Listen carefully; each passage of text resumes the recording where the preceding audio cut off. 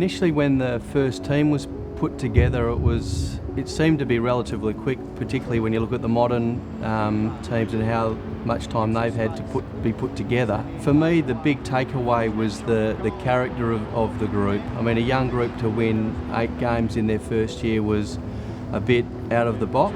That's it. Well, tremendous scenes here. An historic performance, an historic result as the Fremantle Dockers register their first win at home. For me, I knew when I came back, even though I was leaving a strong club, I knew it was going to be a one-off, and it was too good an opportunity to pass up to be part of a new team based here. I guess the infrastructure wasn't fantastic when we started, but I don't think that was an excuse. But I think what it did do was actually bring the character of the group out. It seemed a little bit sort of hastily put together. There was 40 guys in the visitors' rooms in South Freo, all putting their odds and sods training gear on. I think once that initial get-together got out of the way, then I think the coaches could really set up and set the footy program up, and we trained to a particular style that we all believed in, and importantly was successful when we first played. Over to Ridley. He'll give it back to Allen. He'll kick the goal. Ben Allen cutting them to pieces. I think out of all the years that I've been involved in footy and played footy, definitely the proudest year for me, the takeaway is that 95 year, simply because of the way that the group came together and what that they achieved, that first initial group. I think really the whole club should be immensely proud. Listen to this for the Dockers, a standing ovation. So those first 3 years that I was involved was fantastic, and the building blocks with that determination and resilience I think was there for the group. But more exciting things were to come with the recruitment of some absolute superstars via the draft. Pavlich in the square, the youngster, his first kick in the AFL coming up. Matthew Pavlich, first kick goal.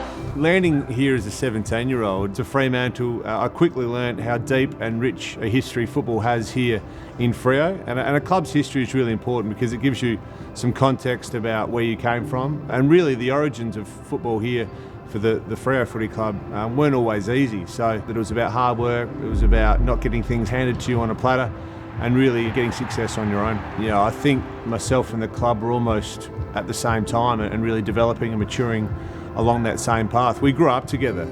I guess with my growth in the game came Fremantle's growth in the game and prominence on the AFL stage. So I think it's quite apt that we were at a similar stage and growing together throughout my entire footballing career. You are a superstar, Matthew Pavlich! I mean, obviously the biggest year in Fremantle's history and my history at the club was 2013. We go down to Geelong, Aaron punches the ball to the boundary line, Stephen Hill interchanges and kicks that famous goal that will forever be folklore in Fremantle.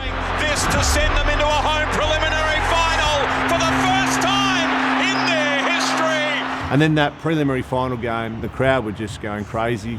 The atmosphere was electric, and it was an incredible experience, and to see all our young players blossom and grow and really develop and be a part of that team that really went from drafting a lot of young players and finally getting to that big moment, grand final day in 2013. Really, it was our coming of age story that year.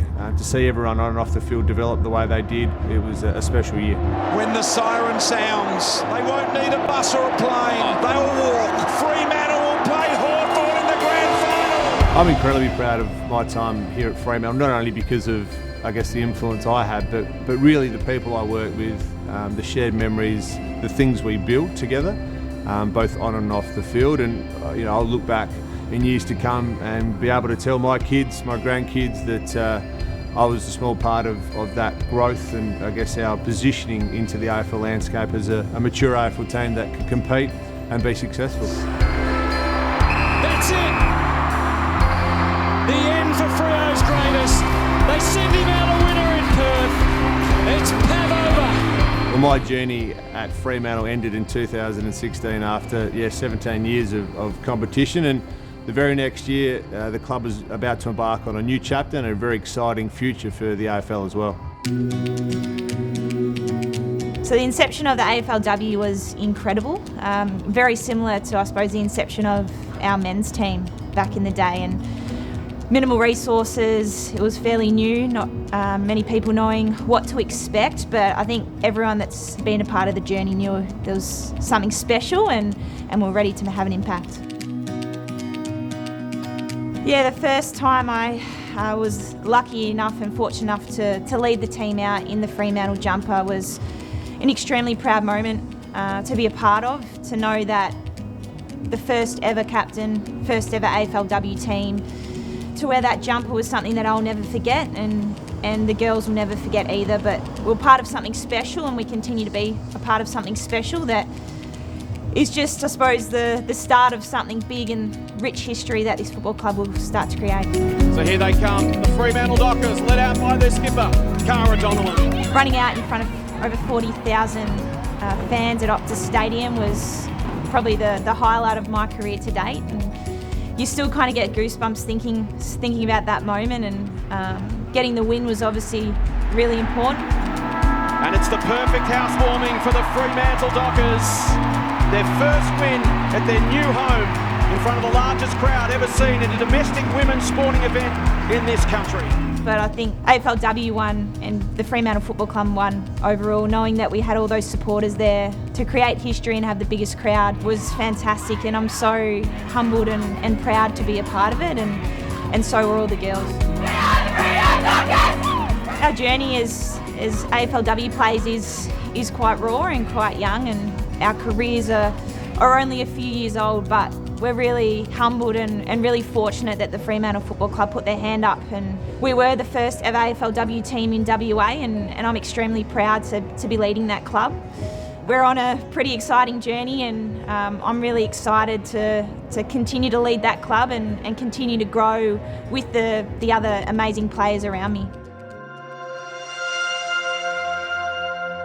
I mean, 25 years for an AFL club is still pretty new in the whole scheme of things, but the history and tradition of Fremantle through East Fremantle, South Fremantle and the city of Fremantle runs a lot deeper than that, and our identity is really attached to all those that came before us. The 22 players and the 46 players that are on a list get to wear the colours each week and run out, but the club runs a lot deeper than that. There's coaches, administration, sports science, doctors, physios.